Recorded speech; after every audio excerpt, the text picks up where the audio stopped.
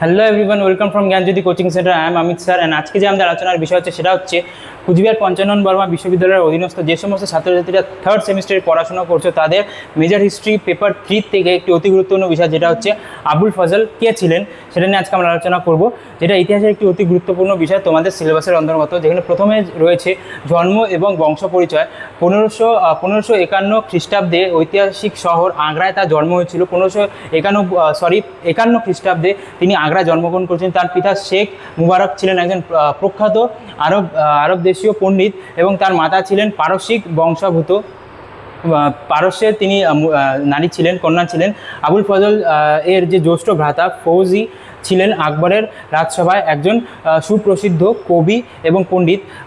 অসাধারণ প্রতিভার অধিকারী এই দুই ভাই খুব সহজেই মুঘল দরবারে অন্যতম রত্ন পরিণত হয়েছিল। এখানে আমরা দেখতে পারলাম তার জন্ম কোথায় হয়েছিল, তার পিতার নাম কে ছিল, তার ভাই কে ছিলেন, তার মাতা কোথাকার ছিলেন এবং তারা যে আকবরের যে রাজসভায় কত প্রসিদ্ধ ছিলেন এবং গুণী ছিলেন বা দক্ষ ছিলেন। পরবর্তীতে আমরা দেখব হচ্ছে বাল্যকাল এবং রাজ দরবারের প্রবেশ। এখানে প্রথমে তীক্ষ্ণ মেধা, বাল্যকাল থেকে তার অসাধারণ প্রতিভার পরিচয় পাওয়া যায়। অল্প বয়সে তিনি ইসলাম শাস্ত্রে গভীর পাণ্ডিত্য অর্জন করেন এবং দ্বিতীয়ত হচ্ছে তার রাজসভায় যে প্রবেশ হয়েছিল সেটা কখন হয়েছিল, তার জ্ঞানে মুগ্ধ হয়ে 1574 খ্রিস্টাব্দে সম্রাট আকবর তাকে নিজের রাজসভায় একজন গুরুত্বপূর্ণ সভাসদ হিসেবে নিযুক্ত করেন।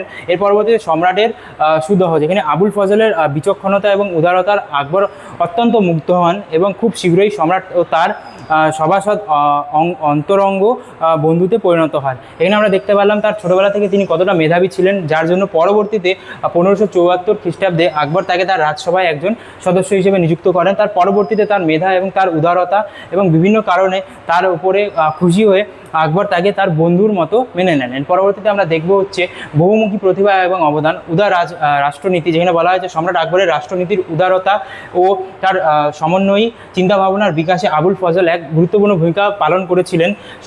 সাম্রাজ্যের বহু গুরুত্বপূর্ণ সিদ্ধান্ত তার পরামর্শ নেওয়া হতো। যেখানে বলা হয়েছে আবুল ফজল তার উদারতা, তার বিভিন্ন বুদ্ধিমত্তার কারণে সম্রাট আকবরের রাজনীতিতে বিভিন্ন ধরনের সাহায্য করতেন এবং বিভিন্ন ধরনের গুরুত্বপূর্ণ সিদ্ধান্তে তিনি তার হাত ছিল বা ভূমিকা পালন করতেন। দক্ষ সেনাপতি, তিনি কেবল একজন সুপণ্ডিতই ছিলেন না, বরং তিনি সুদক্ষ যোদ্ধাও ছিলেন। তিনি 5000ই যে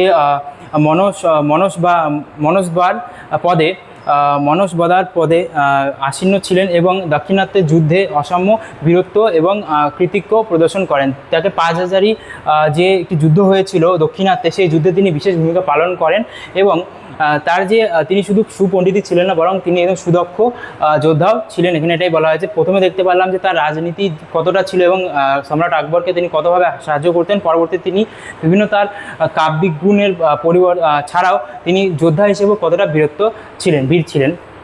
এর পরবর্তীতে দেখবো হচ্ছে অমর সাহিত্য কীর্তি, যেখানে হচ্ছে আকবরনামা ও আইনে আকবরী। ঐতিহাসিক হিসেবে আবুল ফজল চিরস্মরণীয়। তার রচিত এই সবচেয়ে বিখ্যাত দুটি গ্রন্থ হচ্ছে আকবরনামা এবং আইনে আকবরী। এই আমূল গ্রন্থ দুটি থেকে মুঘল সাম্রাজ্যের আকবরের বিভিন্ন বীরত্ব, রাজত্বকালের প্রশাসন, সমাজ ব্যবস্থা, অর্থনৈতিক জীবন, বিভিন্ন নির্ভরযোগ্য ইতিহাস সম্পর্কে জানতে, সেই সময়কার অর্থনৈতিক, রাজনৈতিক, সামাজিক বিভিন্ন জিনিসপত্র জানতে গেলে আবুল ফজল দ্বারা রচিত আকবরনামা এবং আইনে আকবরী বিশেষ করে ভূমিকা পালন করে, যার মধ্যে থেকে ইতিহাস রচনার জন্য বিভিন্ন ধরনের উপাদান আমরা পেয়ে থাকি। এর পরবর্তীতে যুবরাজ সেলিমের ক্ষোভ, বিবাদের মূল বিভিন্ন ধরনের, এই যে এখানে দেখতে পাচ্ছি সেলিমের ক্ষোভ ছিল, যেখানে বিবাদের সূত্রপাত কেন হয়েছিল। যুবরাজ সেলিম পরবর্তীকালে সম্রাট জাহাঙ্গীর আবুল ফজলকে সুনজরে দেখতেন না। শের আফগানের পত্নী মেহের উন্নিসার বা নূরজাহানের সাথে সেলিমের মেলামেশা নিয়ে আবুল ফজল সম্রাটকে সতর্ক করায় সেলিম তার উপর রেগে যান বা রুষ্ট হন। এছাড়াও সেলিমের মনে করতেন যে আবুল ফজল ভবিষ্যতে তার সিংহাসন লাভের পথে প্রধান বাধা হিসেবে বা প্রতিদ্বন্দ্বিতা হিসেবে কাজ করবেন। যেখানে বলা হয়েছে যুবরাজ সেলিম, যিনি পরবর্তীতে হচ্ছিলেন জাহাঙ্গীর, তার বিভিন্ন যে কর্মকাণ্ডের জন্য তিনি সম্রাটকে বিভিন্ন ধরনের কথা বলে দিতেন, যার ফলে সেলিম আবুল ফজলের উপরে রেগে গিয়ে তার উপরে বিভিন্ন ধরনের হিংসামূলক পদক্ষেপ গ্রহণ করেন, যা বিভিন্ন ধরনের সমস্যা তৈরি করে। এর পরবর্তীতে যে মর্মান্তিক পরিণতি শেষে কী হয়েছিল, যেখানে দেখতে পাচ্ছি সেলিমের গভীর বিদ্বেষের ফলস্বরূপ 1602 খ্রিস্টাব্দে এক নির্মম ষড়যন্ত্র রচিত হয়। যুবরাজের নির্দেশে বীর সিং বুন্দেলা নামক এক ব্যক্তি গোয়ালিয়রের কাছে আবুল ফজলকে হত্যা করে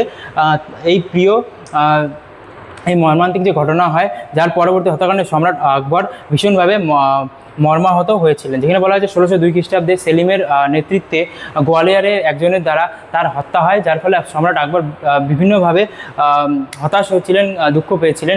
এটা বলা আছে, তোমরা দেখতে পাচ্ছ। আজকে আমার আলোচনার বিষয় এতটুকুই ছিল। আশা করি তোমাদেরকে ভিডিওটি ভালো লেগেছে, তোমাদের হেল্পফুল হবে। ভিডিওটি শেষ করার আগে তোমাদের সাথে কিছু আলোচনা করি, যেটা হচ্ছে তোমরা যদি আমাদের সাথে যুক্ত হতে চাও, আমাদের তাদের অফিসিয়াল নম্বরে যোগাযোগ করে আমাদের সাথে যুক্ত হয়ে যেতে পারো। আমাদের সাথে যুক্ত হলে তোমরা কী পেয়ে যাচ্ছ, প্রপার গাইডেন্স পেয়ে যাচ্ছ, হাই কোয়ালিটি নোটস পেয়ে যাচ্ছ, রেকর্ডেড ক্লাসেস পেয়ে যাচ্ছ এবং 100% কমন সাজেশনস পেয়ে যাচ্ছ। আমাদের কাছে যে কোর্সগুলি রয়েছে সেটা হচ্ছে মেজর স্টুডেন্টের জন্য 1299 রুপিস এবং মাইনর স্টুডেন্টের জন্য 699 রুপিস। দেখা হচ্ছে নেক্সট ভিডিওতে। Thank you.